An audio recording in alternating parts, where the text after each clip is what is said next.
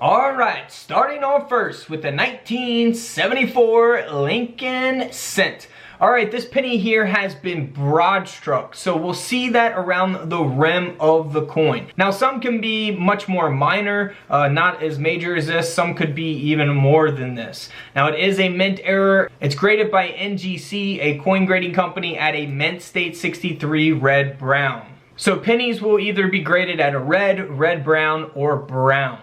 This penny here ended up selling for around $50, so it's not super valuable, but it's a $50 penny. Now here's another example of a broadstrike. The coin has been broadstruck and multi-struck, 1974 S mint mark. Now this coin is also graded by NGC, and it's at a mint state 64 brown. Now this penny here ended up selling for over $275. Moving right along to a 1974 D mint mark. Now this coin is graded at a mint state 63 red brown. Now the coin grading scale goes up to 70. This is at a 63. 70 is the best you can get. This has a partial collar with that obverse brockage. So here on the obverse of the coin, you can see that brockage there. Pretty noticeable. You don't need a magnifying glass or coin microscope or anything to see something like that. That is a pretty major type of error right there. And this coin ended up selling for over $300. Next up is a 1974 no mint mark Lincoln penny. Now this coin here has been double struck. The second strike is 60% off center, which we can see very visibly here in the images displayed. And that's why this penny sold for over $115. Next up is a die break taking place on a 1974 D mint mark. Now this coin here does have damage to the coin, so you know, had it been, you know, not damaged like this, it could have sold for a little more money. These die breaks here are referred to as cuds in the coin community. You'll see that metal there covering up the word liberty on the left side of the obverse of the coin, the front of the coin.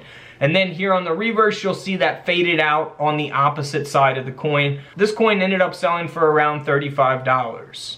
Now here's another example of a die break. However, this coin has been graded at a mint state 66 red brown. It's taking place on the right side of the coin. So some of the cuds or die breaks can be much larger than this. They can take up a large portion of the coin, or they could even be smaller than this.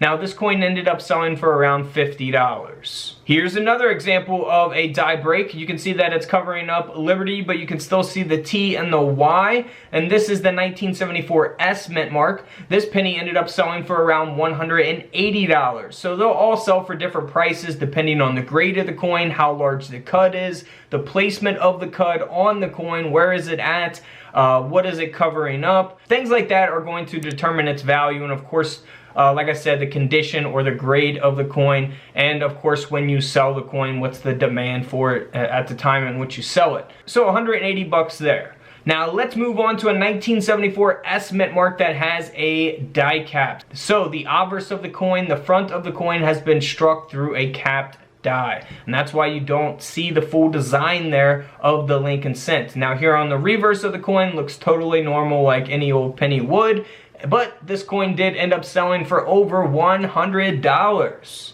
Moving right along to off-centers. I always talk about off-centers. This is a 1974 D mint mark that was struck off-center, and it was also double struck as well. So that is cool. So we got a couple different things going on here, but you can look for off-centers on all kinds of different coins. It's not just 1974 pennies. You can look for this stuff on all kinds of different pennies, different denominations, nickels, quarters, dimes, all of that. So this penny ended up selling for over $50 as well. Now as we move on here to this 1974 S mint mark Lincoln cent, this coin here has a die adjustment strike, but the obverse has also been struck through. So we talk about that in a lot of my videos. Feel free to check out all the other penny videos here on the channel as well. This coin ended up selling for over $135. Next up is a pretty cool coin, although it's not really valuable. Now the coin sold for around $28, And it has an obverse lamination. So you can look for laminations on all kinds of different coins. They'll look very different in a lot of different cases. None of them are going to be the same, of course.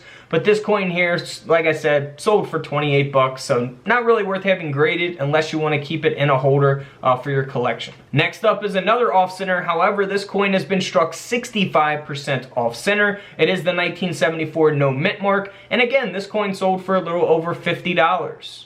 Here's a different example of an off-center that was struck 45% off-center, and this penny ended up selling for over $140. It's also graded by NGC at a mint state 63 red brown. Moving right along here to a 1974 S mint mark where the Lincoln cent design was struck onto a 10-cent planchet. So essentially a Lincoln cent 1-cent coin design struck onto a Roosevelt dime planchet. That's why the coin looks like it's silver, or it has that clad color to it.